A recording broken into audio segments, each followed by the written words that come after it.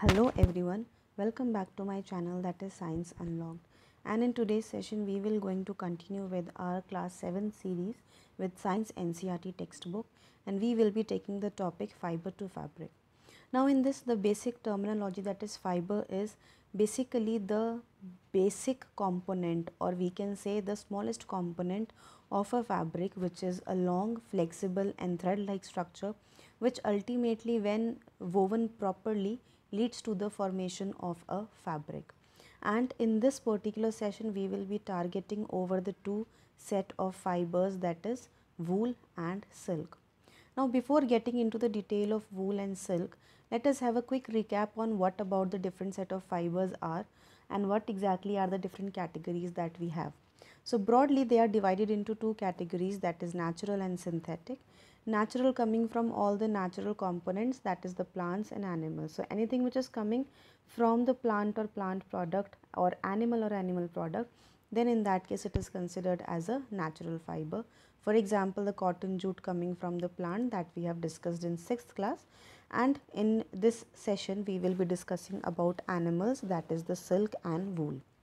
Now when we talk about the synthetic kind of fibers, they are actually chemical fibers, and they majorly involve the involvement of science and technology, machinery, where the human has made a different set of chemical combinations leading to the formation of a specific kind of fabric, which comes under the category of synthetic fabric.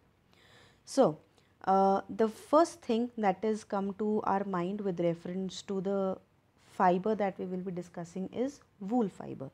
Now in case of wool, the first thing that come to our mind is that what exactly is animal fiber and from where exactly this fiber is coming.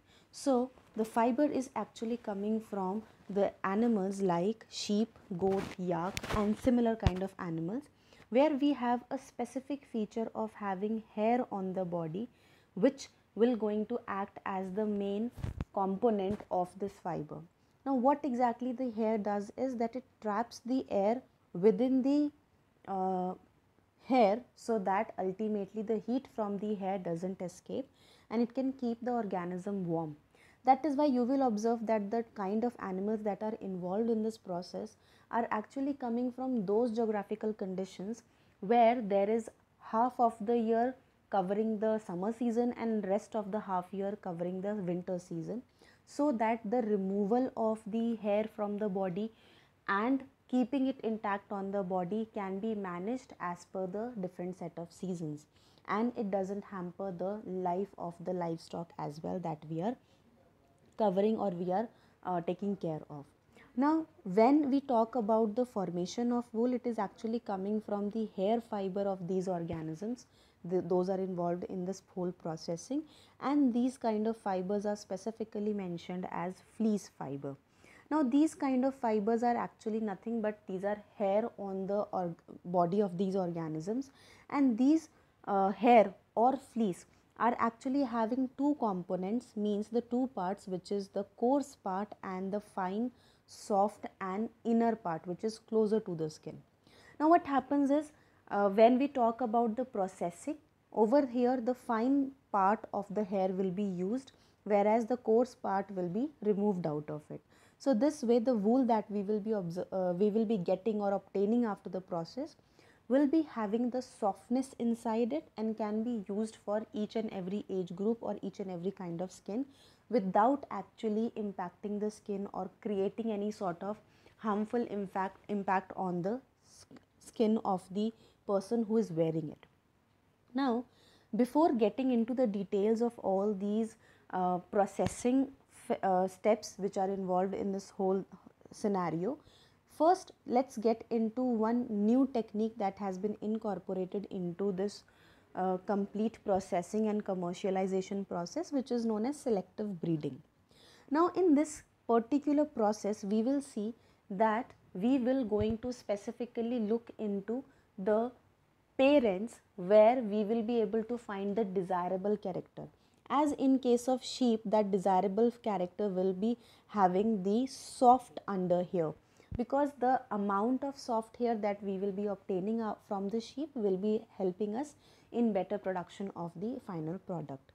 So what we do is we simply take the parents where these kind of hair are in higher quantity and in better quantity, they are breeded all together so that we get the offsprings with maximum amount of hair on their body having the soft hair.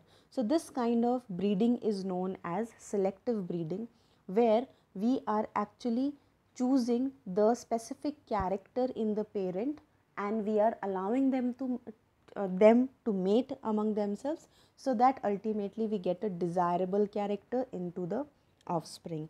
And this specific phenomena is not only observed in this industry or commercial process where we are looking into the wool production or wool formation, but it is also observed in other kinds of organisms and animals as well. So before getting into the whole process, let's have a look on different kinds of wool that are normally available to us. Here I have just given a brief idea about from where they are coming and which particular organism is incorporated in this whole extraction of the wool. Now when we talk about sheep wool, it is coming from different parts of the country and the major source here is sheep. Now similarly we have different set of wool, that is like yak wool coming from yak and it is majorly found in Tibet and Ladakh. Then we have mohair coming from Jammu and Kashmir hills from the Angora goats. Now we have one more set of table covering up the different kinds of wool, that is like soft wool or pashmina coming from Kashmiri goat and Kashmir, camel fur coming from different Asian countries and coming from Bactrian camel.